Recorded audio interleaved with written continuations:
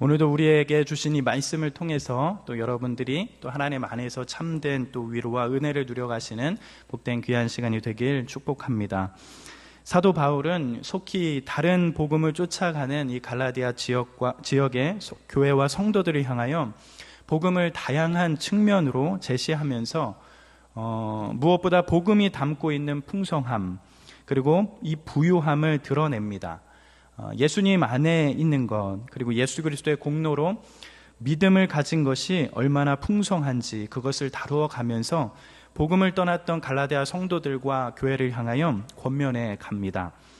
사도 바울은 복음을 믿기 전에, 또 예수님을 믿기 전에 우리의 모습은 어떠한지 밝혀갑니다. 우리는 하나님을 알지 못한 무지의 사람들이었습니다. 이 모습은 불신자들의 대표적인 모습이지요. 하나님이 영이시기에 그저 눈앞에 있는 것, 때로는 만져지는 것, 그래서 늘 경험하는 자들로서 하나님을 우리는 알 수 없습니다. 하나님께서는 살아계셔서 늘 함께 하시지만 그것을 알지 못하며 살아가게 되는 것이죠. 그러니 그러한 무지의 자들의 결과는 하나님이 아닌 것들, 또 하나님이 아닌 자들에게 종노릇을 당하게 되어집니다. 욕망과 욕심, 때로는 세상의 것들에 종노릇하게 되어지지요. 뿐만 아니라 신화와 인간이 만든 종교와 어떤 행위에 종노릇하는 그런 결과를 만나게 되어집니다. 뿐만 아니라 약하고 천박한 세상 학문이라고 여겨지는 초등학문에 종노릇하게 됩니다. 그러나 그런 것들은 우리를 구원으로 인도하지 못하게 되어지죠. 어디 하나 성한 것 없이 자유하지 못하고 속박을 당하고 억압을 당하며 정죄와 허물 가운데 죄의 종이 되어 그렇게 살아가게 되어집니다. 이것이 주님을 만나기 전에 또한 하나님을 우리가 알지 못하여 무지 가운데 살아가는 그런 사람들의 특징이 되어집니다. 우리도 역시나 하나님을 만나기 전에, 예수님을 믿기 전에 우리의 삶이 그러했지요. 그러나 이제는 우리는 하나님의 은혜로 또한 예수 그리스도의 공로로 인하여 하나님을 알 뿐 아니라 더욱이 하나님이 아신 바 된 그런 사람들이 되었습니다. 하나님과 교통하고 또 그분과 교제하고 깊이 있는 사귐을 할 수 있는 그런 자들이 되었고, 뿐만 아니라 우리가 하나님을 만날 때에 우리 속에 새로운 생명이 생긴 자들이 되었습니다. 하나님께서 원래 우리를 지으셨던 모양 그대로 영과 몸으로 구성된 우리는 성령의 도우심으로 생명의 말씀 안에서 영이신 그 하나님을 경험하고 맛보고 교제할 수 있고 또 알아갈 수 있는 그런 자들이 되었습니다. 뿐만 아니라 하나님은 우리가 그분을 알 뿐 아니라 한 걸음 더 나아가서 하나님께서 우리를 아신 바 된 사람들이 되었습니다. 오래전부터 또 우리가 어머니 모태의 안에 있기 전부터 하나님은 우리를 마음에 품으시고 오랜 세월을 기다리셨습니다. 하나님은 우리가 예수 그리스도를 믿어 귀한 생명을 경험하고 맛볼 그날을 예비하시고, 하나님은 우리가 하나님을 예배하고 찾는 생명의 길로 우리를 데리고 오셨습니다. 바로 그런 자들이 하나님을 믿는 우리가 되었습니다. 그러기에 복음 안에 산다는 것, 또한 예수 그리스도 안에 살아간다는 것, 복음을 믿고 참 믿음 안에 살아간다는 것이 얼마나 풍성한지, 그 삶이 얼마나 우리를 부유하게 만들고 풍성하게 만드는지 그것을 보게 되어집니다. 하나님은 성령을 통해 계속적으로 말씀하시고 그 하나님의 말씀을 우리들에게 적용시켜 가십니다. 하나님은 우리와 같은 자격 없는 자들에게 성령을 물붓듯 부어주셔서 이 땅을 살아가는 동안에, 우리가 이 세상을 살아가는 동안에 하나님의 말씀에 그 적용을 받고 그분의 약속을 경험하고 복되고 영광스러운 하나님의 도우심을 통해 세상 가운데 바르게 살아갈 수 있도록 그렇게 만드십니다. 사도 바울은 이러한 진리의 말씀을 쏟아내면서 자꾸 다른 복음으로 쫓아가려고 하고 또는 다른 곳으로 눈을 돌려 따라가려고 하는 이 갈라디아 지역의 성도들과 교회를 향하여 마음의 진심을 담아 그렇게 권면해 가고 있습니다. 우리는 이러한 말씀을 바라보면서 더욱 우리가 가까이 해야 하는 것이 무엇인지 살펴보게 되어지고 우리의 삶에 적용하며 그렇게 걸어가야 할 것임을 바라보게 됩니다. 그러면서 사도 바울은 오늘의 본문의 말씀을 시작해 가지요. 오늘의 말씀은 사도 바울이 갈라디아 지역의 교회와 성도들을 향하여 어떤 자세와 마음으로 대하였는지, 그리고 갈라디아 지역의 교회와 성도들도 사도 바울을 어떻게 대하였는지 그것을 밝혀갑니다. 어쩌면 우리가 예수 그리스도를 믿게 되면 삶의 모습들이 변해가게 되어지고, 또한 그러한 삶의 변화 가운데 삶의 중요한 변화들이 생겨나는데, 그 중에 하나가 바로 다른 사람들을 어떻게 대하는지, 다른 사람들을 대하는 자세와 방식의 변화에 대한 그런 부분들이 생기게 되어집니다. 바로 오늘 본문의 말씀은 일관된 삶을 살아가는 성도가 사람을 어떻게 대하는지 그것을 알 수 있고 보게 되어집니다.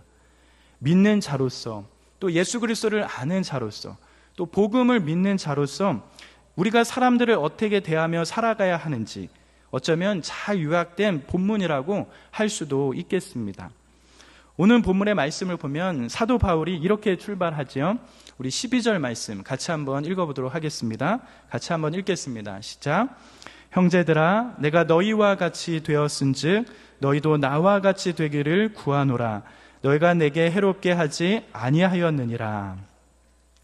사도 바울은 갈라디아 성도들을 향하여 어떻게 말하고 있지요? 내가 너희와 같이 되었다라고 이렇게 밝혀갑니다. 내가 너희와 같이 되었은즉 너희도 나와 같이 되기를 구한다라고 이렇게 말씀해 갑니다. 일관성을 가진 성도가 사람을 대하는 방법은 바로 내가 너희와 같이 되는 것입니다. 내가 너희와 같이 되는 것, 내가 다른 사람과 같이 되는 것, 그것은 정말 중요한 부분 중에 하나입니다. 우리가 살고 있는 세상을 보면 보통 어떻지요? 어떤 게 사람들의 모습이지요? 보통의 경우들은 모든 사람이 자신이 중심에 있고 싶어하고 남이 나에게 맞춰주기를 원합니다. 그것이 세상의 방식이고 세상의 사람들의 모습이지요. 또는 다른 사람들이 본받을 만한 좋은 예가 되는 것을 훌륭한 삶이라고 생각합니다. 그러나 좋은 뜻으로 하는 것이라도 그 속에는 이 세상을 지배하는 동일한 흐름이 담겨 있다는 것이죠. 내가 중심이 되어서 다른 사람이 나를 본받고 다른 사람들이 나를 인정하고 높이는 것이 성공이라고 생각하며 우리가 이 땅을 살아갑니다. 그런데 주님을 믿는 자들은 그렇지 않다고 지금 사도 바울은 고백하고 우리들에게 도전하며 말씀하고 있다는 것이에요. 성도는 이 세상에 말하는 방식을 따르지 않습니다. 하나님을 예배하고 예배의 자리에서 주님을 만나고 기도의 골방에서 그분을 경험하는 성도는 사람을 자기 중심적으로 대하지 않는다라는 겁니다. 다른 사람이 나에게 맞추고 나를 본받아 따라야 하지 않고 오히려 성도는 자신이 다른 사람과 같이 되는 것입니다. 이것이 바로 성도가 이 세상을 살아가면서 사람을 대하는 방식이 되는 것입니다. 그래서 주님께서도 마태복음 7장 산상수훈을 통해서 우리에게 정말 중요한 말씀을 하시지요. 무엇이든지 남에게 대접을 받고자 하는 대로 너희도 남을 대접하라. 이것이 율법이요 선지자니라. 이렇게 말씀하십니다. 즉 다른 사람이 나에게 해주기를 바라는 것이 아니라 어떻게 하는 거죠? 내가 먼저 타인에게 대접해주라, 해주라고 그렇게 말씀을 해가고 있다는 겁니다. 사도 바울은 유대인임에도 불구하고 갈라디아 지방에 들어갔을 때에 유대인의 문화와 특정한 삶의 방식을 갈라디아 지역의 사람들에게 전혀 요구하지 아니하였습니다. 사도 바울은 당시 유대 사회에서 가장 탁월한 스승 밑에서 배운 타고난 학자이기도 하지만 선생으로서 위협과 지위와 존경을 받으려고 하지도 않았으며 또한 그렇게 생각하지도 않았습니다. 바울은 전혀 알지 못하는 이방인들 속에 들어가서 어떻게 하였지요? 그들과 똑같은 삶을 살았다는 겁니다. 사도 바울은 오직 복음과 이방인인 갈라디아 사람들이 누릴 영혼의 복지와 궁극적인 유익과 구원에만 초점을 맞추고 자신을 비우고 다른 사람들과 같은 삶을 살았습니다. 바로 이러한 모습이 주님을 예배하는 성도가 세상을 살아가는 방식이라는 것이죠. 그래서 사도 바울은 고린도전서 9장 19절 23절에 이렇게 귀한 진리의 말씀을 전해갑니다. 우리 같이 한번 읽어볼까요? 같이 한번 읽어보겠습니다. 시작. 내가 모든 사람에게서 자유로우나 스스로 모든 사람에게 종이 된 것은 더 많은 사람을 얻고자 함이라. 유대인에게는 내가 유대인과 같이 된 것은 유대인들을 얻고자 함이요 율법 아래에 있는 자들에게는 내가 율법 아래에 있지 아니하나 율법 아래에 있는 자같이 된 것은 율법 아래에 있는 자들을 얻고자 함이요. 자, 22절 생략하고 23절 볼까요? 23절 시작. 모든 것을 행함은 복음에 참여하고자 함이라. 제 고린도전서 9장 19절과 23절 여러분들이 따라서 눈으로 읽어보면 사도 바울이 사람들에 대해 갔을 때 어떠한 모습으로 되어갔는지 그것들을 볼 수 있는 구절이 되어갑니다. 사도 바울은 이렇게 모든 사람들을 되어갔을 때, 다른 사람들과 같이 달려고 했을 때 여러분 사도 바울 마음 가운데는, 그의 중심에는 여러분 무엇이 있었지요? 바로 복음이 중요했습니다. 복음이 가져오는 구원과 복락을 알았기에 다른 사람에게 복음을 바르게 전하고 나누기 위해서 나머지 모든 것을 포기하였다라는 것이에요. 때로는 그들의 종이 되었습니다. 때로는 그들과 같이 되었지요. 그렇게 같은 모습으로 그들을 대해갔습니다. 가장 중요한 이 복음만 드러나도록 사도 바울은 그렇게 되려고 노력을 했다라는 것이죠. 그러기에 사도 바울은 거짓 선생의 유혹에 넘어져 흔들리고 있는 이 갈라디아 성도들과 교회를 향하여 너희도 나와 같이 되기를 구하노라, 그렇게 도전하고 있는 겁니다. 너희도 내가 전한 복음 때문에 모든 것을 상대화하면서 종노릇하고 모든 사람에게 각 모양으로 나타난 것처럼 너희도 복음을 소중하게 여기라. 절대로 유대인이 되기 위해 할례를 받아야 한다 생각하지 말고 복음 하나만, 그 복음 하나만 가장 소중한 것으로 여기면서 나를 본받고 나같이 되라, 그렇게 도전해 가고 있다라는 겁니다. 성경은 내가 남과 같이 되는 것이 사람을 대하는 첫 번째 원리라고 가르칩니다. 객관적인 기준이 없이 되는 대로 좋은 사람이 되라고 하는 것은 아니지요. 때로는 목에 칼이 들어와도 절대 타협할 수 없고 양보할 수 없는 진리와 복음이 있습니다. 그 진리와 복음에 참여한 방법은 하나님의 방법밖에 없지요. 공로나 자격으로 인하는 것이 아니라 믿음으로 말미암아 은혜로 받는 구원에 참여하는 것, 그것은 어쩌면 우리 목에 칼이 들어와도 우리가 타협할 수 없는 생명의 진리입니다. 그러나 그 외의 모든 것, 그 외의 모든 것에 대해서는 사람들의 유익을 위해, 때로는 복음을 위해 모든 사람에게 각 모양으로 나타나기를 주저하지 않는 것, 이것이 바로 우리가 세상을 살아가는 방식이라는 겁니다.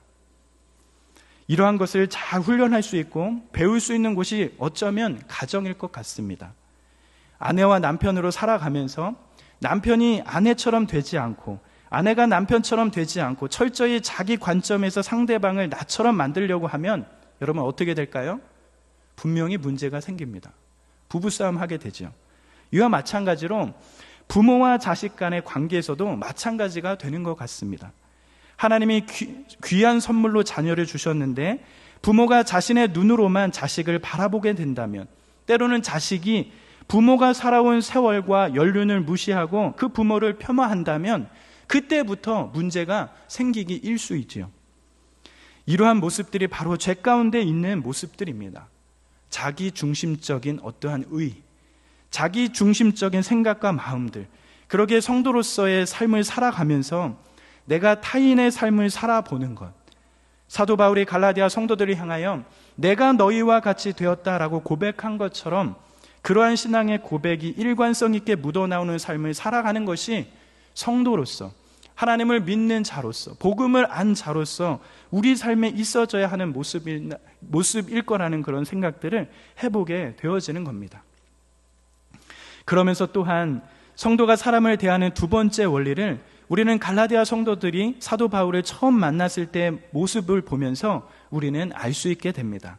우리 12절 하반절과 13절, 14절의 말씀을 통해서 우리는 확인할 수 있는데 같이 한번 읽어봤으면 좋겠습니다. 12절 하반절부터입니다. 시작.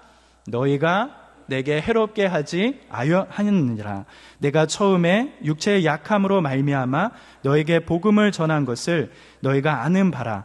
너희를 시험하는 것이 내 육체에 있으되 이것을 너희가 업신 여기지 아니하며 버리지 아니하고 오직 나를 하나님의 천사와 같이 또는 그리스도 예수와 같이 영접하였도다. 사도 바울을 처음 대했던 갈라디아 지역의 성도들은 해롭게 하지 아니하였고 사도 바울의 육체의 약함을 업신여기지도 아니하고 버리지도 아니하고 하나님의 천사와 같이 그리스도의 예수와 같이 영접하였다라고 그렇게 말씀해 가고 있습니다. 사도 바울은 원래 갈라디아 지역에 가려고 한 것이 아닙니다. 바울은 전도 여행을 하다가 병이 들었습니다. 몸이 약해지고 아파서 갈라디아 지역에 머물 수밖에 없는 그런 상황이 되었지요. 뿐만 아니라 갈라디아 지역의 성도들을 시험 들게 하는 것이 바울의 육체의 표가 나도록 보여지게 되었습니다. 갈라디아 성도들을 시험할 만큼, 시험 들게 할 만큼 바울의 육체의 표가 나도록 질병이 있었다라는 겁니다. 사도 바울이 가지고 있는 이 질병, 이 부분에 대해서는 학자들 간에 많은 논의가 있습니다. 어떤 학자들은 갈라디아 지역 북쪽 늪지가 많은 이 밤빌리아 지방에 모기에 물려 말라리아에 걸렸을 것이라고 보는 학자들도 있고, 어떤 이들은 갈라디아서 4장 15절을 근거로 하여 바울이 안질에 걸렸다라는 그런 학자들도 있고, 또 다른 사람은 요즘에 뇌전증이라고 말하는 간질에 걸렸을 것이다 라고 이렇게 말하는 학자들도 있습니다. 사도 바울이 가지고 있는 이 육체의 가시, 그것에 대한 여러 부분들이 논의가 되고 있죠. 아무튼 많은 논란들이 있긴 하지만 우리가 성경을 통해서 알 수 있는 것은, 분명한 것은 바울의 질병이 가시적으로 선명하게 보였다는 것과 더불어 그 질병이 드러났을 때 사람들이 복음과 바울 자체를 얼마나 거절할 수 있는 상황이었다는 그 점은 틀림없는 사실이라는 것을 알 수 있게 됩니다. 그런데 이러한 문제가 사도 바울에게 있었음에도 불구하고 복음 가운데 서 있는 갈라디아 성도들은 사도 바울을 어떻게 했다고 하지요? 업신여기지 아니하고 버리지도 아니하였다라고 그렇게 말하고 있다라는 겁니다. 여기서 버리다는 말은 문자 그대로 번역하면 침을 뱉어 경멸하다, 그런 뜻이 담겨 있는 단어예요. 즉 사도 바울의 그 질병을 보고 그렇게 하지 않았다는 겁니다. 침을 뱉거나 경멸하지 아니하였다는 겁니다. 오히려 하나님의 천사와 같이 그리스도 예수와 같이 바울을 영접하고 환영하였다라고 그렇게 밝히고 있습니다. 바울을 업신여기고 침을 뱉으며 경멸할 만한 조건을 가지고 있는 상터였음에도 불구하고 갈라디아 지역의 성도들은 바울이 전한 복음을 듣고 예수 그리스도를 만난 것처럼 바울이 가진 모든 한계와 약함을 조금도 문제로 여기지 아니하였다는 겁니다. 그리고 주님의 이름으로, 주님 때문에 바울을 축복하고 사랑하고 아껴서 자신들의 소중한 눈이라도 뽑아서 바울에게 주려고 할 만큼 그를 사랑하고 소중하게 여겼습니다. 바로 이것이 사람을 대하는 복음을 가진 성도들의 두 번째 모습인 것이죠. 주님을 믿는 우리들은 사람을 바라볼 때 그저 가지고 있는 재능과 탁월함 때문에 그를 대접하는 그런 사람들이 아닌 것입니다. 대접받을 만한 사람을 대접하는 것은 세상 모든 사람들이 다 하는 행동이죠. 우리가 사람을 대하는 방식은 다릅니다. 우리를 실족시킬 만한 것이 상대방에 있음에도 불구하고 주님의 이름으로 주님을 대하는 것처럼 주께 하듯 존중하고 아낄 수 있어야 되는 것이 바로 우리들의 모습이라는 거예요. 가장 귀한 것을 주어서라도 상대방을 가치 있고 존귀하게 대하는 사람들이 바로 주님을 믿는 자들의 모습인 겁니다. 그런데 사도 바울을 정말 신실하게 대하였던 이 갈라디아 지역의 교회와 성도들이었지만 그들에게 문제가 생기게 되었습니다. 어떤 문제가 생겼지요? 바로 갈라디아서 4장 15절 이 말씀을 보면 이렇게 되어 있지요. 우리 같이 한번 읽어볼까요? 시작. 너희의 복이 지금 어디 있느냐? 내가 너희에게 증언하노니 너희가 할 수만 있었더라면 너희의 눈이라도 빼어 나에게 주었느니라. 즉 너희의 복이 지금 어디 있느냐? 복이라고 번역한 것을 우리가 기쁨이라고 번역할 수도 있습니다. 즉 그렇게 복음을 좋아하고 복음 때문에 바울이 가진 그 한계들, 그 허물들을 덮어주면서 눈이라도 뽑아주고 싶었던 그 기쁨, 복음이 가져온 그 축복이 지금 어디 갔는지 그렇게 묻고 있다라는 거예요. 다 사라졌다는 겁니다. 바울이 가진 그 한계를 덮을 만큼 복음을 받아들였고 복음에 대해서 기뻐했는데 이제는 그 모든 것들이 사라졌다는 거예요. 그러고 보면서 16절을 보니까 이렇게 또 말씀해가지요. 그런즉 내가 너에게 참된 말을 함으로 원수가 되었느냐라고 이렇게 거듭해 말씀해 가고 있습니다. 즉 원수 같은 그런 상태까지, 그런 관계까지 가게 되었다라는 겁니다. 도대체 어떤 일이 있었기에 이러한 일이 일어날 수 있는 것입니까? 어떠한 일이 그들에게 있었을 겁니까? 사도 바울의 한계를 덮을 만큼 기쁨에 가득 찼던 그들이 어떻게 사도 바울을 원수처럼 여겨가는 그런 상태까지 되었던 것일까요? 바로 17절, 이렇게 사도 바울은 밝혀가고 있습니다. 우리 17절 말씀 같이 한번 읽어보겠습니다. 시작. 그들이 너희에게 대하여 열심을 내는 것은 좋은 뜻이 아니요 오직 너희를 이간시켜 너희로 그들에게 대하여 열심을 내게 하려 함이라. 즉 어떠한 일들이 지금 벌어지고 있는 것이죠? 즉 이간질하는 자들이 나왔기 때문에, 사도 바울과 갈라디아 성도들 안에 그 중간에서 이간질하는 사람들이 나왔기 때문에 사도 바울과 갈라디아 지역의 교회와 성도들 사이에 그 신실한 관계에서 이제는 원수와 같은 관계까지 변해버렸다라고 그렇게 밝혀가고 있습니다. 사랑하는 우리 형제 자매 여러분, 교회는 온갖 사람들이 모이는 공동체입니다. 영광스러운 초대교회부터 지금까지 교회 안에 이간질하는 무리가 있었습니다. 교회 밖은 어쩌면 더 할 것 없는 그런 모습들이 있겠죠. 교회 안에서도 절대로 말을 좋게 하지 않는 악한 무리가 있다라는 겁니다. 그리고 그 무리는 끊임없는 이간질을 하면서 그렇게 공동체를 만들어버리게 되죠. 지금 바울에게도 갈라디아 성도들에게도 그러한 모습들이 있다라는 거예요. 바울이 전한 복음은 반쪽짜리 복음이다. 바울이 사도가 된 것은 의심 가는 대목이 너무 많다. 예수님을 직접 보지 않았고 예수님을 살아생전에 만나지도 못했던 자에게 바울은 사도가 아니다. 이렇게 말하면서 사도 바울과 갈라디아 성도들을 이간질하는 그런 무리들이 있었다라는 겁니다. 그러면 이렇게 이간질하는 사람의 목적은 무엇일까요? 이간질하는 사람의 목적은 무엇일까요? 바로 자기에게 열심을 내는 사람으로 만드는 데 있다라는 겁니다. 자기 사람으로 만드는 데 있다라는 것이에요. 바른 복음과 또한 복음 안에, 또한 이 복음, 바른 복음과 믿음 안에 나타나는 것은 뭡니까? 우리의 삶을 하나님 나라의 초점에 맞추어 살도록 만듭니다. 그런데 거짓 복음과 바르지 않은 복음은 하나님 나라와 복음에 초점을 맞추는 것이 아니라 어떻게 만들게 되죠? 자기에게 열심을 내어 사람들을 자기 편으로 끌어모으려고 한다는 겁니다. 그런 사람들이 교회 안팎에 있어서 끊임없이 교회를 이간질하고 사람들의 영혼을 상하게 한다는 거예요. 사역자와 교회 중직자를 공격하기도 합니다. 특별히 오늘날에 무수한 이단들이 이러한 모습을 가지고 교회 안으로 침투하지요. 여러분들이 알만한 그러한 이단들이 그러한 일들을 벌여가고 있습니다. 자꾸 교회로 밀려 들어와 교회를 혼란스럽게 하고 사람들 사이에 이간질을 만들어 놓지요. 서로를 원수처럼 그렇게 만들어 놓습니다. 그렇다면 우리 안에 이러한 일이 일어난다면 여러분, 우리는 어떻게 해야 할까요? 성도들은 어떻게 해야 하죠? 사람들을 어떻게 대하여 할까요? 사도 바울은 변해버린 갈라디아 성도들과 교회를 향하여 이렇게 말씀하며 고백합니다. 우리 4장 19절, 우리 마지막 이 말씀을 같이 한번 읽어보도록 하겠습니다. 시작. 나의 자녀들아, 너희 속에 그리스도의 형상을 이루기까지 다시 너희를 위하여 해산하는 수고를 하노니. 즉 사도 바울은 신실한 관계에서 이제는 원수 같은 관계까지 변해버린 갈라디아 교회와 성도들을 향하여 어떻게 하겠다고 그렇게 말해가고 있죠? 해산하는 수고와 고난을 감당하겠나라고 그렇게 다짐하며 결심하며 고백하고 있다는 겁니다. 어쩌면 바로 이러한 모습이 주님을 믿는 자로 살아가는 우리들의 모습이어야 할 것입니다.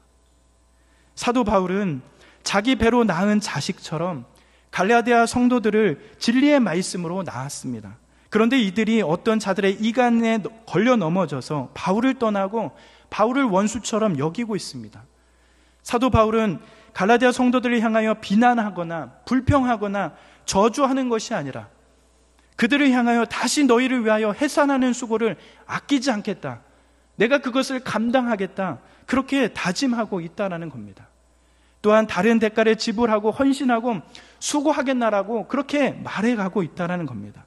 힘을 다하여 그렇게 할 것이라고 고백해 가고 있다는 겁니다. 어쩌면 바로 이러한 모습이 주님을 따르는 자들의 모습이요, 교회의 모습이어야 할 것입니다.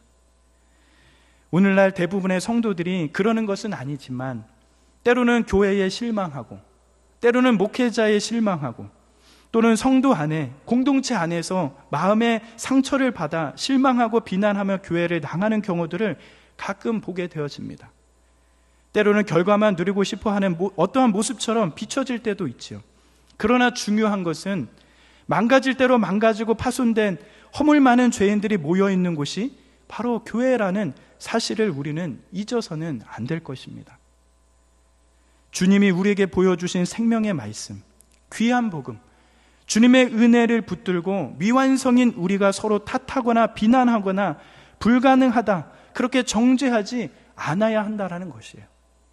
한계를 가진 인생들이 모여 힘을 다해서 대가를 지불하고 수고를 아끼지 않고 땀을 흘려 해산하는 고통과 아픔을 감내하면서 교회를 세워가야 한다는 것을 우리는 알 수 있게 됩니다. 그래야 공동체가 공동체다워지고 교회가 교회다워지는, 성숙해 가는 그러한 모습들, 그러한 변화들이 우리 안에 일어날 수 있게 된다는 것이죠. 그것이 바로 교회요, 우리가 주님을 따르는 성도들의 모습일 겁니다. 사랑하는 여러분, 사도 바울의 모습처럼 혹여나 여러 어려운 시련 가운데 시련의 때가 오거나 말 못할 힘든 시간이 올 때 절대로 뿌리치고 나서지 마십시오. 자리를 지키고 해산의 수고와 대가를 지불하고 눈물을 흘리더라도 그 자리를 지켜내는 것, 그것이 마땅히 성도로서 감당해야 할 우리의 모습인 것입니다. 그래야 때가 되면 열매를 거두고 복을 우리는 누릴 수 있습니다. 정말 해산의 수고를 아끼지 않고 지불하면서 서로 책임 있게 사랑하고 감당하는 그런 공동체가 우리 공동체, 우리 청년 공동체가 되어졌으면 좋겠습니다. 지금도 잘하고 계시지만 더욱더 서로 붙들어주고 안아주고, 그리고 서로가 있는 자리를 잘 지켜가면서 그리스도의 형상을 이루는 그때까지, 우리 속에 예수 그리스도의 모습이 만들어질 때까지, 그때까지 그렇게 함께 걸어갔으면 정말 좋겠습니다. 그렇게 내 속에 또한 교회 공동체 안에 주님의 모습과 흔적들이 고스란히 남아 주님을 주님 되게 하는 그런 귀한 은혜가 우리의 삶 가운데 넘치길 간절히 기도합니다. 사도 바울은 다른 곳으로 눈을 돌리고 있는 갈라디아 지역의 교회와 성도들을 향하여 그들의 모습이 어떠한지 설명해 갑니다. 또한 사도 바울이 그들을 어떻게 대하는지 진심을 다해 권면해 가고 있습니다. 사도 바울은 그들을 향하여 그들처럼 되었다라고 말하고 있습니다. 그러기에 갈라디아 성도들도 사도 바울처럼 복음 안으로 들어오기를 간구하고 있습니다. 더불어 갈라디아 성도들은 복음을 받을 때 사도 바울의 육신의 한계와 약함을 없인 여기지도 않고 버리지도 아니하였으며 주님 안에 사도 바울을 받았습니다. 그러나 다른 복음을 따라가는 동시에 갈라디아 성도들은 변해갔습니다. 원수가 되어갔습니다. 그러나 그러한 갈라디아 성도들을 끝까지 품어가겠다, 해산하는 수고를 감노하겠다라고 하면서 사도 바울은 다짐하며 고백해 가고 있습니다. 우리가 이러한 사도 바울의 고백을 보면서, 또한 그의 삶을 보면서 복음이 담고 있는 그 귀한 진리와 성도의 삶을 우리는 확인하고 보게 되어집니다. 복음을 안 사람들은 다릅니다. 예수의 공로를 아는 자들, 하나님의 은혜의 복음을 아는 자들은 그의 삶은 다릅니다. 때로는 손해를 보더라도, 헌신과 수고가 있더라도 그것이 하나님 나라의 복음을 위한 일이라면 기꺼이 그렇게 해가는 그런 일들이 있습니다. 여기에 모인 한 사람 한 사람이 하나님 앞에 이런 충성스러운 삶이 되길 간절히 기도합니다.